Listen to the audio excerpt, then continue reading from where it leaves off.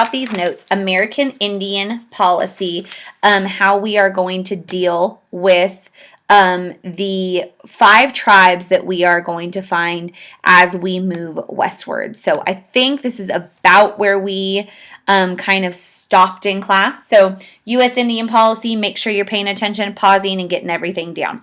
All right, so the very first thing I have is actually off to the left-hand side. It doesn't even have its own slide. The 5 tribes of the Great Plains. So go ahead and pause this and get it down. So you're talking about the Sioux, the Cheyenne, the Crow, the Arapaho, and the Kiowa. I really want you to circle the Sioux and the Cheyenne in particular. Circle those 2, highlight those 2. Those are the 2 that we're going to be looking at in particular. And when you're also talking about Indians, you're also talking about, and here's a word I want you to write out on top of this slide, a nomadic culture. Say that word, nomadic. What does that mean? That means hunting and gathering. They go where their resources are. They do not stay in one place all the time, which brings up the fact that as the U.S. government is trying to put them on these things called reservations, which are lockstead land, it's not going to really fit with their culture very well. Now, the very first thing I've got here, and these are not in your notes, so don't even worry about it. I just want you to look at this. I really want you to look at this. This right here is the land lost to the Indians by 1890 in kind of the, I don't know what you would call it, the tan or the khaki. Okay, so by 1890, or the end of the New Republic era, pretty much when we're talking about Washington and my founding fathers becoming presidents, okay, this is how much lands the Native Americans had lost, which in all reality, compared to the rest of this great area that they still held, really isn't that much. But if you fast forward it from 1890 to 1850, right before the beginning of the Civil War, all that brown has just been lost. But they still have the gray, okay? And then if you look, 1890, okay, is what you're looking at here. That is going to be a significant issue. Okay, I'm sorry, the very first part, the khaki part, was 1783. I was looking at the wrong number. Okay, 1783. So that's New Republic. That's how much was lost during the Civil War, and this is pretty much how much is going to be lost before the turn of the century. So they have lost almost all their land, going from that to that to that to all they had was the green, and again, those are the Indian reservations. Now, pause this, get it down. One of the policies that we are going to have to take a look at is the massacre of the buffalo. Now, that's all you really had to write here. I just want to make sure you understand, and this picture says it all. You'll know what that is in the picture there? That's skulls. Only skulls, okay?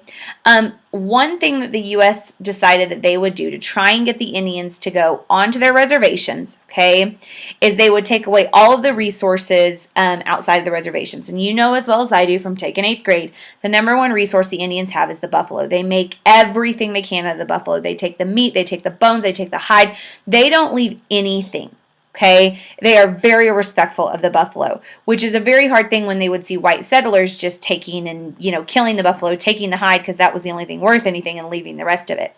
It creates a culture conflict, actually. But they take the food away from the Native Americans to submit them to go to the reservations by killing all these buffalo. If you take a look at this very next data, okay, and I don't have it in a PowerPoint slide, but I do have it right in between. It says, from 1861 to 1875, the U.S. supported the extermination of 11 million buffalo. 11 million. In 1800, we had 65 million. In 1870, we had 1,000. So in 70 years, we went from 65 million to 1,000 buffalo. Now, due to things like the Endangered Species Act and some of the conservation policies that we've been putting in place the last 100 years, you see that we actually are going to have a little bit of an increase in 2,000 to about 250 to 60,000, which is about 250,000. Now, Indian conflicts. These are topics that are going to cause issues. Pause it, get it down. There is everything from differences in land ownership. That's the obvious one. Who owns this land? Actually, the Indians don't believe anybody owns the land. However, the white people do, and they think it's them. The railroad being built. And what railroad are we talking about? The one that goes from coast to coast, so it should say Transcontinental Railroad. The settlers trespassing on Indian land because of the discovery of gold. That's going to lead to a little battle called Little Bighorn. The slaughter of the buffalo. Again, the cultural disrespect. And here's the other thing. broken treaties. I would circle or star that. And let me tell you something, and this is going to be if you're listening to me, okay? Might be a good quiz question here. How many treaties were made with the Indians? 5,000 plus treaties. Anybody want to know how many we've honored of those 5,000? Want to guess? Anybody?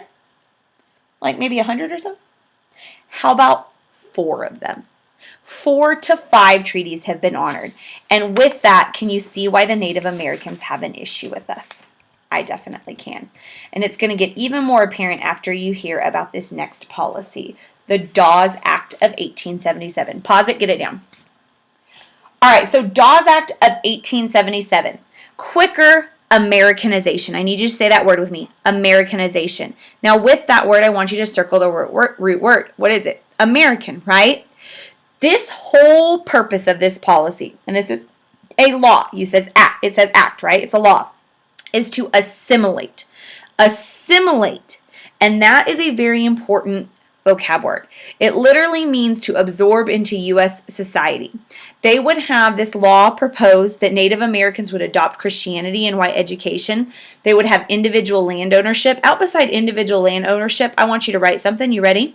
160 acres. Ooh, that sounds like the Homestead Act, doesn't it? They wanted Native Americans to abandon their tribe and culture, become farmers. Children would be sent to Indian schools. I'll show you some pictures of that in a second.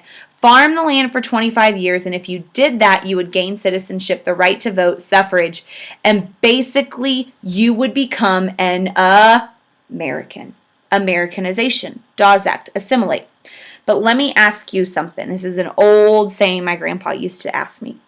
He used to say, Stacy, can you put a square peg into a round hole? And I'd look at him and I'd be like, huh? He'd like, can you put a square into a circle? And I'd say, no, it won't fit. And he'd say, you can't make something or someone something that they're not. And the Dawes Act is a massively failed policy. Huge circle around that. Indian resistance and corruption. Tons of problems with the Dawes Act. It's gonna be a disaster, okay? Because this assimilation, again, Native assimilation attempts, is trying to make these Native American, especially the children, into something that they are not. Try to absorb them into American society. Well, if they don't want to be soccer players, they don't need to be soccer players. Here's a picture of a school, actually. I think this one's in Pennsylvania, maybe. I think right here. But you'll notice these American flags right here over the doors. The children would have to walk under American flags to get into the school. And all of these Native American kids, let me show you some other ones here. Yeah, it was the Carlisle Indian School. Ooh, good quiz question here. Carlisle Indian School of Pennsylvania, that's the most famous one. It made the kids dress in white culture clothes. It made them adopt Christianity. It made them literally try to be white children, Caucasian children. And they simply weren't. Look at their faces, guys. Are they happy? No. Again, my grandfather would say, you can't put a square peg into a round hole. And that's going to be one of the big things right there. Now, pause this one, get it down. We're going to start talking about gold. Yeah. All right, discovery of gold was often on Indian land. Some of the key battles are fought around these mining areas. And here's a really good kind of map to show you where we have mining. Remember the silver bonanzas, the big bonanzas, the gold mining, etc. One of the areas we're going to focus on is in this Black Hills right up here, Dakotas.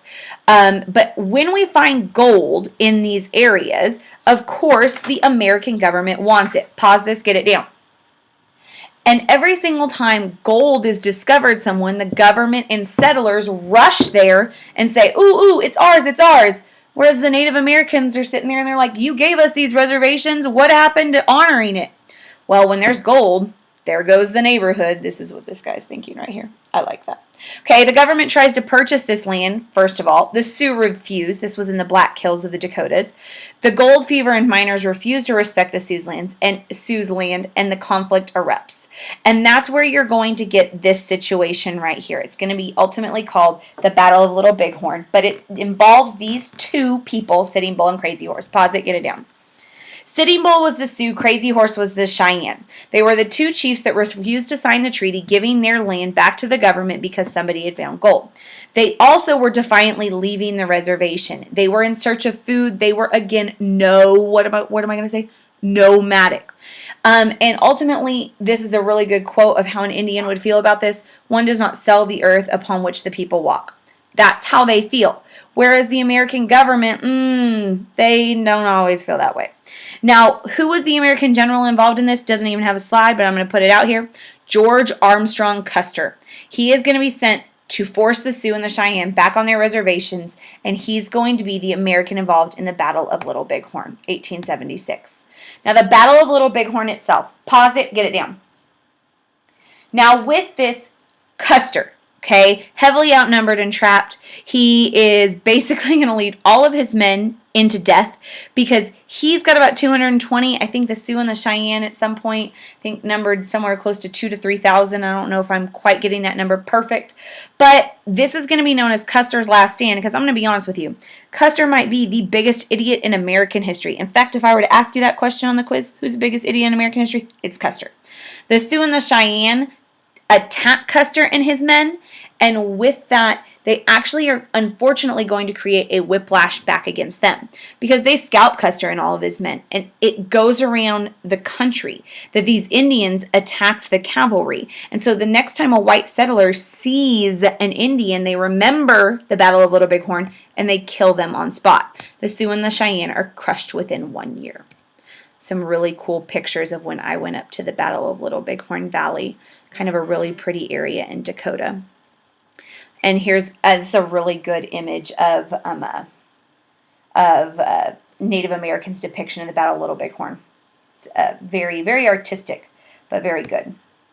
Okay, one of the battles also you need to know, Battle of Wounded Knee. Pause it, get it down. Okay, on the Battle of Wounded Knee, you need to know that this is about the ghost dance. There had been a ghost dance ritual started by the natives, expressing a vision that the buffalo would return. On the morning of December 29th, 1890, the troops go in to stop the ghost dance. There's a massacre of about 200 women, men, and children. This is the last of the Indian battles, and it will go down in history as a massacre of Native Americans. It's also going to be later where we are going to see some American Indian groups protesting for Indian rights, even into the 1900s, go and take and protest at the old Battle of Wounded Knee. So kind of an important one to know, but this is the ghost dance one. A Century of Dishonor. Pause this, get it down. Okay, her name's Helen Hunt Jackson is the author. Ooh, another woman. Interesting. Is an activist for Native American rights, and she authors this A Century of Dishonor, which if you just take and you look at the title of it, A Century of Dishonor, it sounds exactly what it is. She's saying the government has dishonored itself on how they've treated Native Americans. She writes this book to heighten public awareness of the federal government's long record of betraying and cheating Native Americans. And Jackson herself sends a copy to every member of Congress, actually with a little bit of red paint drizzled on the cover. What do you think that's supposed to be? Blood. And she says, look upon your hands, they are stained with the blood of your relations. She's a woman, but she's a little ballsy, okay? But that's awesome because the women's rights movement is coming up and about, and she has an opinion. She thinks the government is wrong in how they treated natives, and of course they are, and she points that out. Basically, whole purpose of this heightens public awareness of how we are treating Native Americans. It literally advances a cause. It causes her to be an activist. Now, with that, okay, the Turner thesis. Pause it, get it down. All right, so with the Turner thesis, you're going to find out in 1890 that the Census Bureau is going to take and it's going to close the frontier symbolically. Are we clear? In 1890, they closed, quote unquote, the frontier. Basically, all it means is that you can move out there, it's just no more free land, and the Transcontinental Railroad is finished. But there's a historian, Frederick Jackson Turner, who claims that the frontier had actually played a role, or the idea of the frontier, in forming American character. The Turner thesis stated that the frontier life created Americans, and he just circled this, were socially mobile, ready for adventure, bent on individual self-improvement, and committed to democracy. Circle that. Because when you move out west, you have the idea that we can do it for ourselves. So basically, this historian says symbolically closing the frontier is not a good idea. He says we need that to be a doorway for people that want out of the cities. And if you close it, it's a bad idea. So he's just kind of going on record saying, maybe you should leave it open, quote unquote, it would be better for all of us. All you need to know is basically what he's saying. All right, quiz tomorrow.